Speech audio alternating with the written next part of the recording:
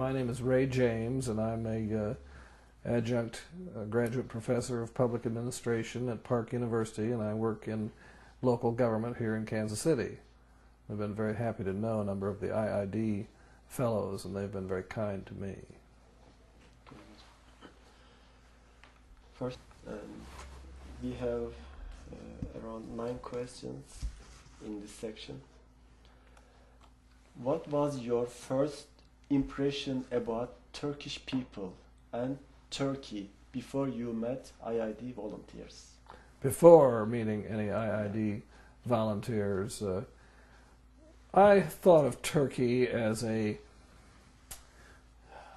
near European culturally, a country that is near European. That was my idea of Turkey. Have you ever had a hesitation to go to Turkey when you were invited to the Turkey trip? No, I was pleased to do that. I was very distressed because of the controversy about something that happened in Guantanamo prison. Turned out not to be true, but it was very offensive, and I was afraid that perhaps that would disturb people, but I didn't find that the Turkish people were at all irrational about that. They were very happy to see me and didn't bring any of that up. Is there any reaction from your families or friends, or when you said that I'm going to go to Turkey, were there any reactions or something like that? Well, I travel a great deal, and they were not surprised. And many people in the United States go to Turkey, and what surprised me was how many family, and well, not so much family, but friends who said, "Oh, I've been there, you're going to like it very much." So there was nothing particular about that. Anytime an American travels abroad, the family is a little apprehensive, but no more than any other time. What are your impressions about people who hosted you in Turkey? Well, our host people were all very educated people, very established economically and socially. They were wonderful hosts, and it was a joy to meet all of them. Could you make new friends over there? Yes, I did make some friends over there, and I've had some email contact a little bit with them afterwards. There are one or two I want to still try to make contact with, but I haven't been able to as yet, because I hope to return sometime, if not to western Turkey and the coast, but perhaps Istanbul, and there are some things in eastern Turkey I would like to see. Did strike you most in Turkey? Well, the profound impact of the various civilizations that have been there, the Roman and Greek, the ancient biblical era, the Islamic era, all of the various cultures that have occupied, and I mean that in a good sense, the Turkish area. Anything that you can never forget? Well, I probably will never forget the various sites in Turkey that had a lot to do with my own faith. The area of the 7 churches, Izmir, which is called Smyrna in the Bible, the places where St. Paul preached, the burial place of St. John the Evangelist. I had seen films of the what they call the House of Mary before, and it was very much like the films. So, but that I won't forget. The people I certainly won't forget. The beauty of the countryside in some places, and the remnants of the great civilizations of the past. How your about Turkey and Turkish people changed when you go to Turkey? Actually, not too much. The Turkish people were rather close to what I had thought all of my life. I'm sure over my lifetime I've known a few other Turkish people, and besides the students and my own education background, really the Turkish people struck me as very much what I was thinking.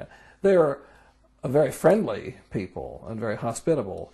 I didn't find that surprising, but I won't ever forget that, how they go out of their way to make you welcome.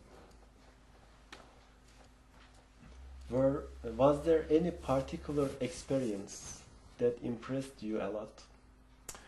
Well, there were several experiences that impressed me. I have always wanted to see Hagia Sophia, and I was a little sorry to see the condition of the building. I think that can be corrected if people want to work together to correct that. There's some effort going on to bring that restoration back, but I was a little disappointed in that. The windows were cracked, birds could fly in and out, and that's not necessary. People would be happy to help fix that. I know those ancient, huge buildings like that are quite expensive to restore. I work in historic preservation here in Kansas City, and I know it's very expensive, especially one of that size, that magnitude. But still, that's such an important symbol to so many people that I think they would be quite willing to contribute to its restoration.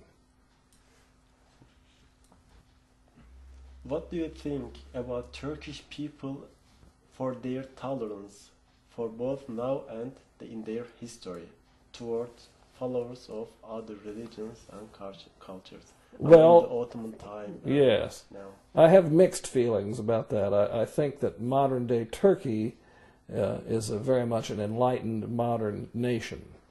But all of us in our various cultures, history and past, have things that we're not proud of.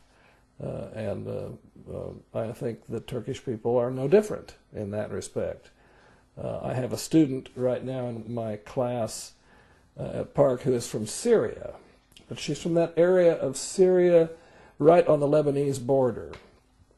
And we were talking about the history of the Turkish people and the Armenian people in class, and I said something about it, and she said, "Oh, that happened to my people too."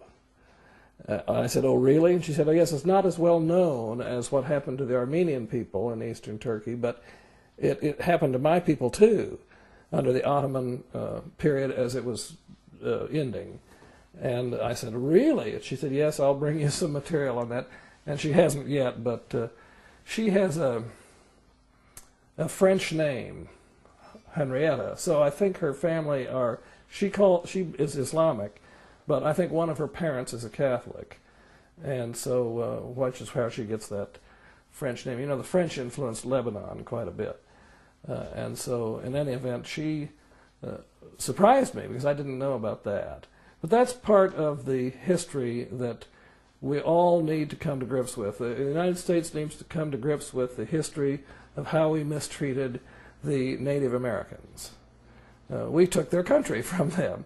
It was almost a sort of a genocide, and we need to come to grips with that. That's a great sin, and we need to admit that and correct that, among other things. Every people has a dark side. There's blood on everybody's hands when you go back in history. But I think we need to be honest about it and not hide it and come to grips with it. Yeah. Did it reinforce your ideas about establishing peace in the world? Well, yes, I've always believed, and I think most of the students that I work with believe in the goodness of the human nature, in spite of the fact there seems to be something wrong with our software. There seems to be something that keeps fouling things up. But no, I've always believed that, and it showed me once again, when people get to know one another, they get to know the other person and see him or her as a person, as a human person, and not some idea from propaganda or from misinformation, then they we'll all see we're part of the family of man.